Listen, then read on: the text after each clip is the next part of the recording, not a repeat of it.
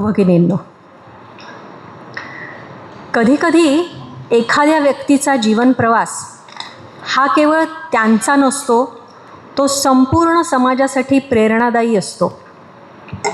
अशाच एका प्रेरणादायी व्यक्तिमत्वाचे म्हणजे भारताच्या प्रथम महिला राष्ट्रपती श्रीमती प्रतिभाताई पाटील, माझी आई, यांच्या वतीने मी त्यांचं मनोगत व्यक्त करायला आज आपल्यासमोर उभी आहे. आई म्हणजे दुधावरची साय. आई म्हणजे साक्षात पंढरीची माय. माझं अहोभाग्य की मला अशी माता लाभली. प्रेमळ, विचारवंत, ज्यांच्या कर्तृत्वात सामर्थ्य, व्यक्तिमत्वात आदर्श अशा प्रतिभाताई. त्यांचं व्यक्तिमत्व सांगायचं म्हणजे वेळ थोडा पडेल, दिवस थोडे पडतील, पण तरीही त्यांचा जो संदेश आहे समाजाला, तो मी आपल्यासमोर मांडायचा प्रयत्न करते. आज या पुस्तकाचे प्रकाशन होत असता नवीन पिढीसमोर चैतन्यमयी जीवन प्रवासाचे सुंदर चित्र उभे राहील अशी संकल्पना आहे. ताईसाहेबांच्या जीवनचरित्रातून आणि त्यांच्या कारकिर्दीतून महत्त्वपूर्ण मूल्य सांगायची झाली तर पहिले म्हणजे महिला सक्षमीकरण आणि शिक्षण. त्यांचा हा संदेश भाषणातून त्या नेहमी द्यायच्या. त्या म्हणायच्या, आणि असं आपण ऐकलंही असेल, if you educate a man you educate an individual, but if you educate a woman you educate an entire family.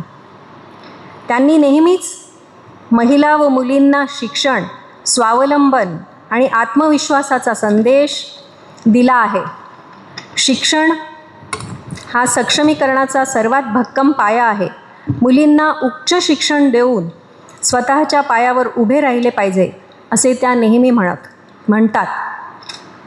आणि म्हणूनच आपण आज ह्या कर्तृत्ववान महिलांचे जे सत्कार घेतले आहेत, त्यांच्या क्षेत्रात कष्टसाध्य यश ज्यांनी मिळवलं आहे, त्यांचा यथोचित सत्कार आज आपण घेऊन इथे हा एक संदेश दिला आहे. त्यांचं सगळ्यांचं मी मनपूर्वक अभिनंदन करते.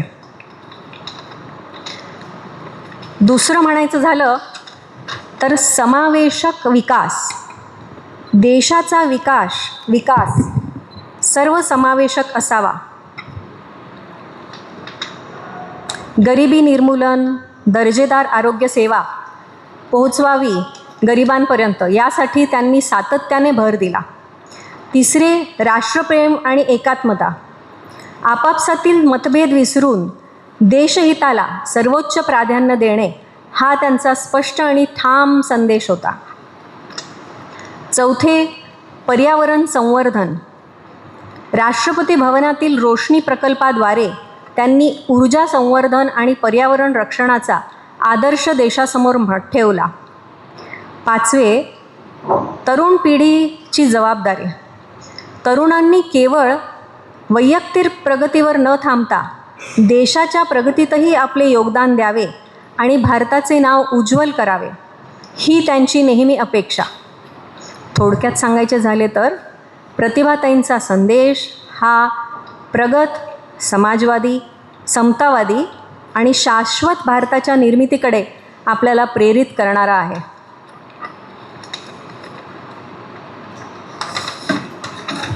हे पुस्तक योग्य त्या वाचकांच्या हाती नक्कीच पोहोचेल याबाबत ताईसाहेबांना पूर्ण विश्वास आहे.